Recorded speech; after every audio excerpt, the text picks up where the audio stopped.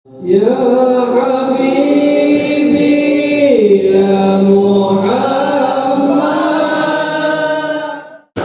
Semua pengajian guru, ceramah guru bisa disaksikan di tayangan YouTube BQ Nurul Muhyiddin ya, Tanah Laut ya, sudah nanti insya Allah langsung.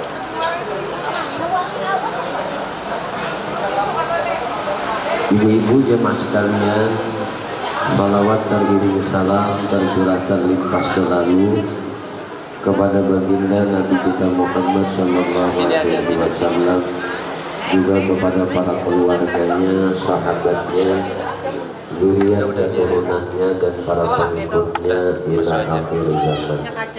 Allahumma shalli ala sayyidina Muhammad.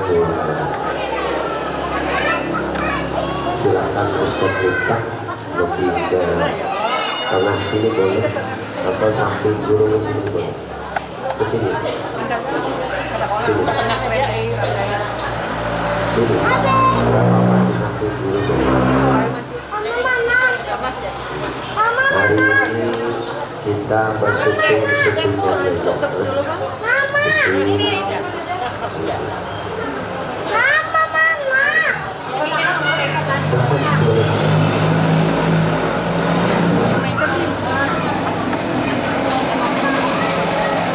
biar guru ceramah pada perlu disorting, cukup para ibu-ibu aja ya, disortingkan selama guru pengajian. Ada sebagian ulama menganjurkan itu setiap hari, bukan setiap minggu, apalagi sebulan tahun seperti itu. Karena begitu pentingnya kedudukan sholat, sehingga mesti diulang-ulang penyebutan mengenai kewajiban sholat. Tetapi yang jadi permasalahan, bagaimana kualitas sholat kita selama ini. Ini paling penting. Kalau cerita istimewa, insya Allah kita sering didengar. Perjalanan Nabi dari Masjidil Haram ke Masjidil Aqsa, kita sering didengar. Apa yang dilakukan malaikat Jibril, dibelah dada Nabi kita, diambil isi perut dada Nabi, kemudian dicuci dengan air deterjen, setelah itu dimasukkan sifat-sifat makmur dan perjalanan Nabi. Salah satunya adalah sifat kebaikan, sifat yang sangat penyayang kepada Allah, sangat penyayang kepada makhluk, dan lambat marah kepada Allah. Kenapa ini sangat dikemukakan di dalam perjalanan keselamatan Nabi? Sifat kebaikan ini lebih utama diceritakan oleh para ulama. Dikarenakan sifat hidup ini adalah sifat yang sangat dikasih kepada Allah. Jadi seseorang itu tidak bisa menjadi wali apabila dia tidak mempunyai sifat hidup, sifat lambat marah dan kasih sayang. Setelah dituntut dan diisi dengan sifat-sifat terpuji ini, lalu Nabi kita diperintah malaikat Jibril, yang mana malaikat Mikail itu membawakan dua air yang mulia. Satu air telaga Al-Kautsar, yaitu air surga. Yang kedua air yang mulia di atas permukaan bumi, yaitu air surga. Kedua-dua air ini dijadikan satu, dan malaikat Jibril memerintahkan kepada Nabi, wahai Rasulullah, sekarang dia berduduk. Nah ini yang paling penting bagi kita. Kalau kita tahu sebelum Nabi kita diislamkan oleh Allah, Nabi kita itu berduduk. Arti Islam itu jalan. Apakah kita tidak dijalankan? Kita dijalankan juga, cuma bedanya Nabi kita dijalankan dalam keadaan waktu yang khusus. Kalau kita dijalankan Tuhan itu baru papasan, baru arisan, baru kalau menantu, baru kalau menentukan, atau kemana-mana kita dijalankan. Nah ini penting bagi kita untuk membersihkan hati sebelum bekerja. apalagi perjalanan rohani kita menuju Tuhan. Yang kedua, di setiap perjalanan kita dituntut untuk berwudu. Karena Nabi kita saja yang hidupnya tidak pernah batal wudunya, ya. Andai Nabi itu salat tanpa wudu itu tidak mengapa. Akan tetapi kenapa perjalanan Isra Mi'raj Nabi ini, Nabi itu dianjurkan untuk berwudu. Ini menjadi pelajaran bagi kita. Mau kemanapun kita, jangan lupa akan wudu. Karena wudu itu nur, wudu itu cahaya. Dan rezeki orang yang mendawamkan wudu itu seperti air yang mengalir. Murah aja rezekinya tuh. Laki sidin tuh mencariakan rezeki itu bagus saja lah, mudah aja, berkah aja. Walaupun yang sebulan tuh diberi lakinan 2-30 jutaan sagan belanjaan itu nah pian ini 30 juta kebanyak lah. Alhamdulillah 30 juta uang belanja sehari. Ibu pengen seperti ini? Pertama berwudu, yang kedua baca salawat sebanyak 35.000 sehari. Insya Allah diberi oleh Allah. Benar ibu, nah guru kada bagayaan karena guru menyaksikan istri guru itu lah mendawamkan wudu dan baca salawat. Alhamdulillah Allah mudahkan rezekinya. Dia diberi rezeki sampai 1 juta sehari, sampai 1,5 juta sehari. Nah, dengan cara Allah ngasih rezeki itu, ya mungkin pian heran juga. Guru tuh aja banyak tamu, nang tukang putiki ada juga di dalam. Nah, jadi nang tukang bukai amplopnya ada. Siapa? Bini guru. Nah, jadi ya guru ini apa? Ini rezeki ikam. Kalau ikam buka, ikam yang miliknya. Tinggal ikam menggunakan untuk Allah atau untuk pribadi ikam.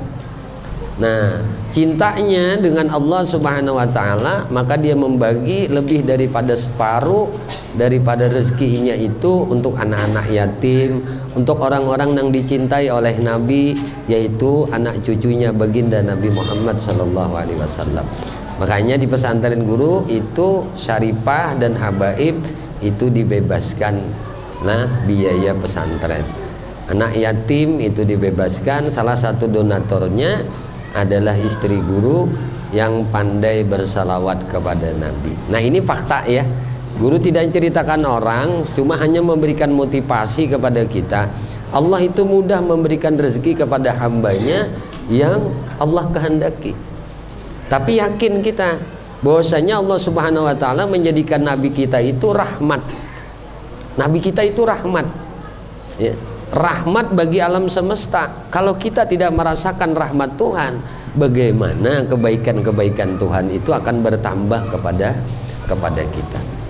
Ibu-ibu sekalian yang dimuliakan dan dirahmati oleh Allah, ternyata wudu ini bukan hanya sebuah amaliyah biasa. Bahkan orang yang mestinya mendapat bahaya itu bisa terhindar karena wudu. Nah, wudu itu bisa menolak bencana. Bukan hanya sedekah saja, as-sedekah tadfa'ul bala, akan tetapi wudu pun bisa menolak bencana. Yang ketiga, ini yang paling penting bagi kita. Andai kematian itu menjemput akan kita, maka orang yang mati dalam keadaan berwudu dinyatakan husnul khatimah. Maka ibu-ibu yang kedatangan haid, yang terbiasa dengan berwudu, maka ketika haid ibu itu dihukumkan berwudu. Nah, ini kemuliaan orang yang mendawamkan satu kebaikan. Kalau orang mendawamkan satu kebaikan, ketika dia diberi halangan oleh Allah, imma itu karena sakit. Orang yang menuntut ilmu saja yang dawam setiap minggu, kemudian beliau karena ada ujur syar'i, karena sakit tidak bisa menuntut ilmu, maka malaikat sibuk tetap mencatat amal pahala beliau menuntut ilmu. Ini rahman rahimnya Allah Subhanahu wa taala kepada umat Nabi kita Muhammad sallallahu alaihi wasallam. Jadi pelajaran yang paling penting tadi bagi kita memperingati Isra Mi'raj ini, satu adalah untuk berwudu tadi. Bersihkan, sucikan hati, nah dan berwudu. Barulah kita menutup tubuh kita dari aurat. Jadi aurat kita itu wajib kita tutup untuk kita mi'raj kepada Allah Subhanahu wa ta'ala. Islam sudah mengatur bagaimana perempuan untuk mi'raj kepada Tuhan, yaitu dengan cara pakai mukena dan dalam keadaan suci, zahirnya suci, pakaiannya suci, tempatnya pun suci. Makanya Nabi kita disucikan terlebih dahulu. Barulah arti mi'raj itu ibu namanya tangga.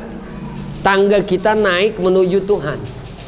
Kita bisa melakukan mi'raj itu dengan cara salat. Maka disebut oleh Nabi as-salatu mi'rajul mu'minin. Ibu, guru mau cerita sedikit, ini mungkin lebih mendalam ya, tapi perhatikan baik-baik. Ketika Nabi kita Muhammad sallallahu alaihi wasallam sampai di tingkatan langit ke-7. Tangga itu ada 10, Ibu. Jadi langit ke-7 terakhir tangga. Turun lagi satu tangga. Yang mana Nabi kita diperintahkan Jibril untuk naik lagi. Maka naiklah Nabi. Sampailah Nabi ke Sidrah Al-Muntaha. Di langit ke-7 ini Nabi kan ketemu dengan Nabi Ibrahim. Nabi Ibrahim bersandar di Baitul Ma'mur. Dan Nabi Ibrahim mengucap salam kepada Nabi, dan Nabi menjawab salam akan Khalilullah ini, kekasih Allah ini, bapak dalam agama. Nabi kita keturunan Nabi Allah Ibrahim alaihissalam. Maka beliau menyebut dengan sebutan Assalamu alayka ya ibna saleh, wahai anak nang saleh, ya Nabi al saleh, wahai Nabi nang saleh. Dijawab oleh Nabi, disitulah ada pesannya Nabi Ibrahim kepada umat Nabi kita Muhammad untuk banyak bercocok tanam, banyak menanam satu pohon di surga. Uniknya pohon-pohon surga itu tidak seperti kita di sini. Kita mau nanam pohon semangka harus membibit dulu, memolibik dahulu, tanam kada mesti jua berbuah. Tapi kalau pohon surga kita tanam langsung tumbuh, Itulah uniknya tanah surga. Saking suburnya, satu kali kita membaca tasbih subhanallah walhamdulillah wala ilaha illallah wallahu akbar, langsung tumbuh pohon di surga. Langsung dikasih nama. Misalnya Ibu Aminah, langsung dikasih pohon ini miliknya Aminah binti Abdullah. Itu batusan. Kada mau tambah huruf kena. Bila kita masuk ke surga, maka pohon yang kita tanam ini akan diberikan kepada kita. Ditunjukkan, tuh nah pohon pian. Waktu pian mananam samalam, bulan Rajab pian mananamnya.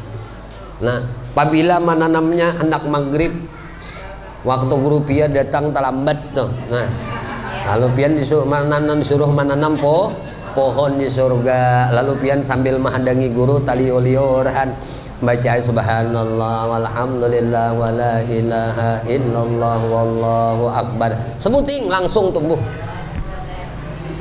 Naik Nabi ke Sidrah Al-Muntaha, berarti tangga nang ke-8. Sidrah Al-Muntaha ini lah andaknya di langit di atas tingkatan nang ke-8.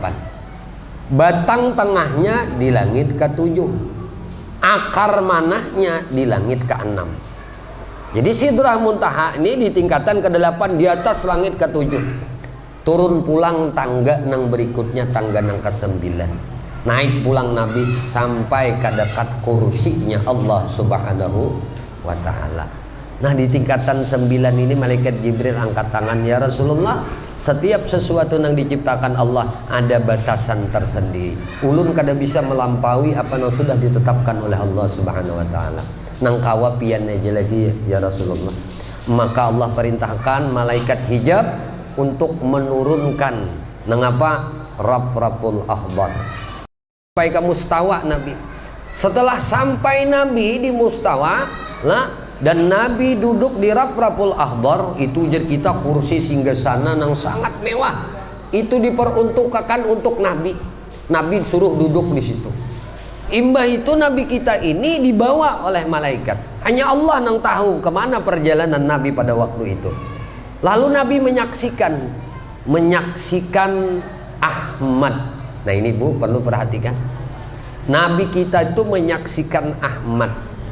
Ahmad itu adalah wujud sembahyang kita.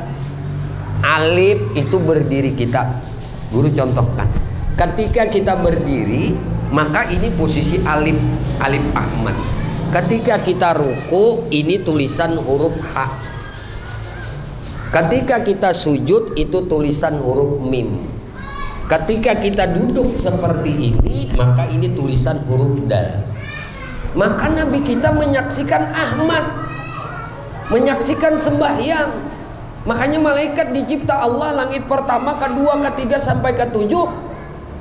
Bentuk-bentuk malaikat itu menyerupai Ahmad. Jadi ada yang duduk kayak ini malaikat dijadikan Tuhan mulai dicipta sampai hari kiamat. Ada bentuk malaikat itu diciptakan Tuhan berdiri mulai dicipta sampai hari kiamat. Ada yang dicipta Tuhan ruku mulai dicipta sampai hari kiamat. Kada berubah, ruku aja. Ada yang sujud. Ini yang disaksikan oleh Nabi kita Muhammad. Nabi kita menyaksikan Ahmad.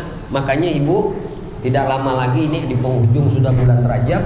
Siapa yang membaca antara khatib berkhutbah di dua khutbah dengan ucapan Ahmadur Rasulullah Muhammadur, nah ini paham pian sudah. Oh ternyata Nabi kita menyaksikan Ahmad. Nama Nabi itu di atas langit karena malaikat dijadikan oleh Tuhan. Ada yang berdiri, ada yang ruku, ada yang sujud, ada yang duduk. Itu gambaran nama Ahmad.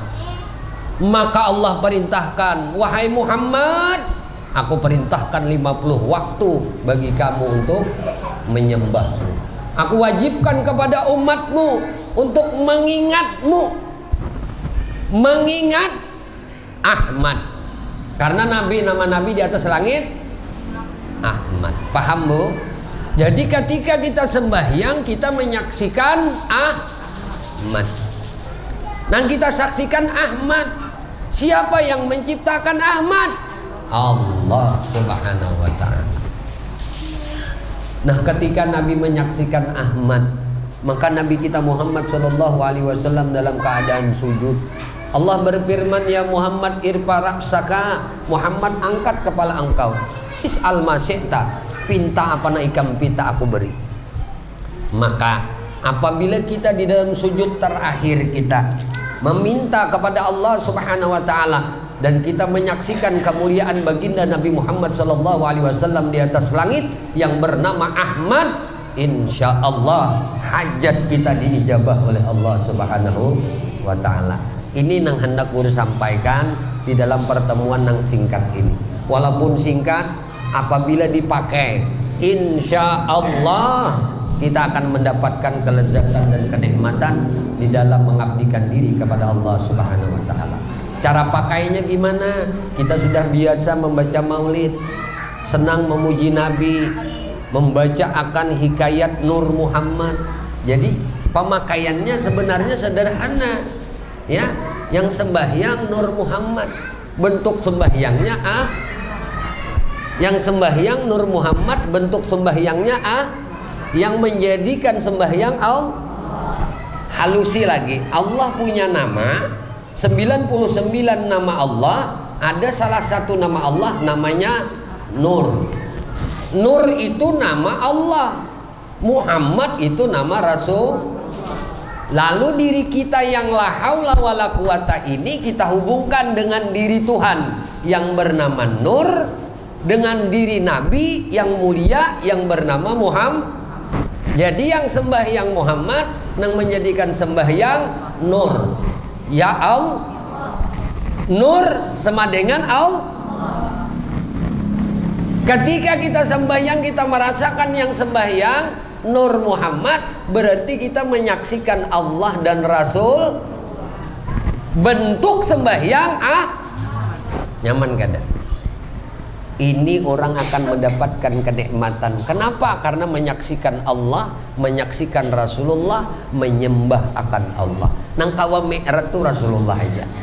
Nah, lalu mun kita kada kawa umpati Rasulullah. Kayak apa mau umpati Rasulullah? Merasakan kita ini ada barakat Rasulullah. Aku ini makmumnya Rasulullah.